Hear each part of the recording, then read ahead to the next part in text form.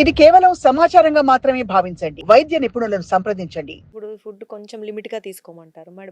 వాళ్ళు మళ్ళీ రేపు ఈవినింగ్ వరకో లేదా రేపు మార్నింగ్ వరకో అది సఫిషియెంట్‌గా ఉంటుందా కొంచెం? స్మాల్ పోర్షన్ ఫుడ్ తీసుకుంటే సరిపోతుంది. బ్రేక్ చేసేటప్పుడు ఫాస్ట్. అంతేగాని విపరీతంగా తినేస్తే గనక ఇది డే మొత్తం తినలేదు కదా అని చెప్పి డైజెషన్‌తో పాటు ఇటువంటి సమస్యలు కూడా వచ్చేటువంటి అవకాశం ఉంటుంది. ఇంతకుముందు మనం చెప్పుకున్నట్టు. రైట్. ఇది టైప్ 1 డయాబెటిస్ గురించి. ఈ సూత్రాలు టైప్ 2 డయాబెటిస్ కూడా వర్తిస్తాయి. ఓకే. ఎందుకంటే టైప్ 2 డయాబెటిస్‌లో ఇన్సులిన్ వాడేటువంటి వాళ్ళు ఉంటారు. అసలు ఎలాంటి మందులు వాడినటువంటి వాళ్ళు ఉంటారు. కొంతమందైతే టాబ్లెట్స్ మాత్రమే వాడేటువంటి వాళ్ళు ఉంటారు. కొంతమంది టాబ్లెట్స్ ప్లస్ ఇన్సులిన్ వాడేటువంటి వాళ్ళు ఉంటారు. మనం టైప్ 2 డయాబెటిస్‌కి వచ్చినట్లయితే అది వైడ్ వెరైటీ కేటగరీ కాబట్టి ప్లస్ ఎక్కువ మందికి టైప్ 2 డయాబెటిస్ ఉంటుంది కాబట్టి మనం టైప్ 2 డయాబెటిస్ విషయానికి వచ్చినట్లయితే తెలుసుకోవాల్సింది ఏంటంటే లైఫ్ స్టైల్ ద్వారా మాత్రమే, అంటే జీవనశైలి ద్వారా మాత్రమే బ్లడ్ షుగర్స్ని కంట్రోల్ చేసుకునేటువంటి వాళ్ళకి ఎలాంటి ప్రాబ్లం ఉండదు. ఓకే. ఇది బ్లడ్ షుగర్ లెవెల్స్ అయితే విపరీతంగా పడిపోవటం అయితే ఉండదు, ఉండదు. పెరగడం. విపరీతంగా పెరగటం ఉండదు యూజువల్. ఏది అన్లెస్ వాళ్ళు విపరీతంగా తినేస్తే తప్పితే. అలా కాకుండా మందులు వాడేటువంటి వాళ్ళు ఉన్నారు.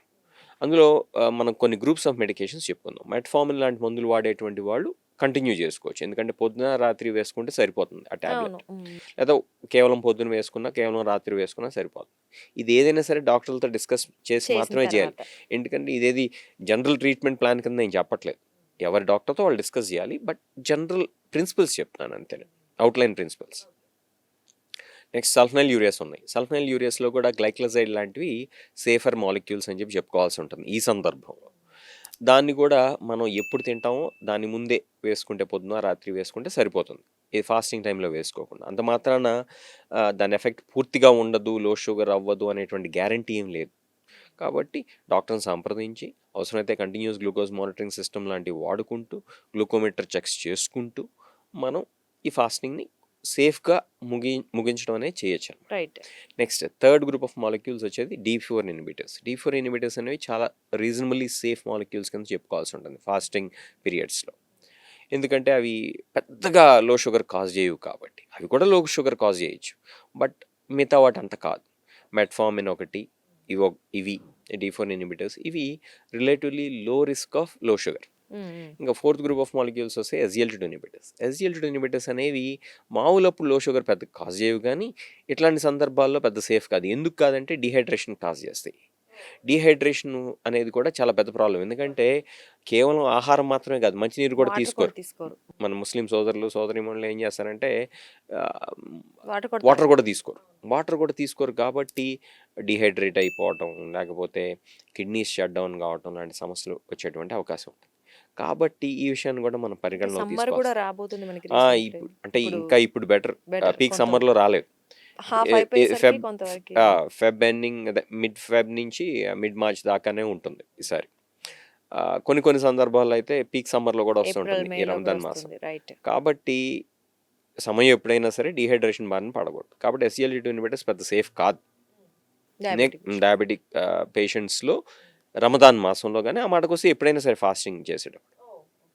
ఇంకా GLP-1 రిసెప్టర్ ఎగోనిస్ట్ అని చెప్పి ఉన్నాయి. కొంతమంది వెయిట్ లాస్ కోసం కూడా వాడుతున్నారు, టెజపటైడ్ అండ్ సెమాగ్లూటైడ్. అవి కూడా సేఫ్ కాదని చెప్పుకోవాలి. ఎందుకంటే డిహైడ్రేషన్ రిస్క్ ఒకటి ఉంటుంది, నాజియా, వామిటింగ్ లాంటివి, గ్యాస్ట్రిక్ సిమ్టమ్స్ లాంటివి ఉండేటువంటి అవకాశం ఉంటుంది. కాబట్టి అవి కూడా పెద్ద సేఫ్ కాదు రమదాన్ మాసం. ఈ విషయాన్ని కూడా తెలుసుకోవాల్సి ఉంటుంది. ఇక చివరిగా మనం చెప్పుకోవాల్సింది ఏంటి, ఆల్ఫా గ్లూకోసైడేజ్ ఇన్హిబిటర్స్, ఎకార్బోస్ ఇలాంటి మందులు ఉన్నాయి. అవి కూడా పెద్ద గ్యాస్ట్రిక్ సిమ్టమ్స్ కాజ్ చేస్తాయి కాబట్టి పెద్ద సేఫ్ కాదని చెప్పుకోవచ్చు. కాకపోతే లో షుగర్ రిస్క్ అనేది చాలా తక్కువ వాటితో. ఇంకా పియోగ్లిజోల్ లాంటివి రీజనబుల్లీ సేఫే, లో షుగర్ రిస్క్ అనే రిస్క్ తక్కువగా ఉంటుంది కాబట్టి. ఇది ఇన్ జనరల్. ఇవి కాకుండా మనకి వాళ్ళ రోజున ఇన్సులిన్స్ కూడా వాడుతూ ఉంటాం. అవును. ఇన్సులిన్స్లో కూడా రకరకాల ఇన్సులిన్స్ ఉన్నాయి. ఇంతకుముందు చెప్పే కదా టైప్ 1 డయాబెటిక్స్ ప్రస్తావన వచ్చినప్పుడు ఏమని చెప్పాను, కొంతమంది ప్రీమిక్స్ ఇన్సులిన్ వాడుకుంటూ ఉంటారు, కొంతమంది బేసల్ ఇన్సులిన్ మాత్రమే వాడుతూ ఉంటారు, కొంతమంది బేసల్ బోలస్ ఇన్సులిన్ రెజిమ్ వాడుతూ ఉంటారు. బేసల్ ఇన్సులిన్ అంటే రోజుకి ఒకసారి లాంగ్ యాక్టింగ్ ఇన్సులిన్ మాత్రమే వాడుతుంటే కనుక అది రీజనబుల్లీ సేఫే, కాకపోతే డోసెస్ తగ్గించుకోవాల్సి ఉంటుంది. ఫుడ్ తగ్గించాం కాబట్టి డోసెస్ కూడా ఎగ్జాక్ట్లీ.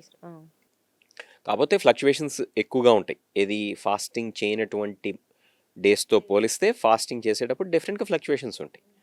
ఎందుకంటే what we are doing is fasting and feasting కాబట్టి.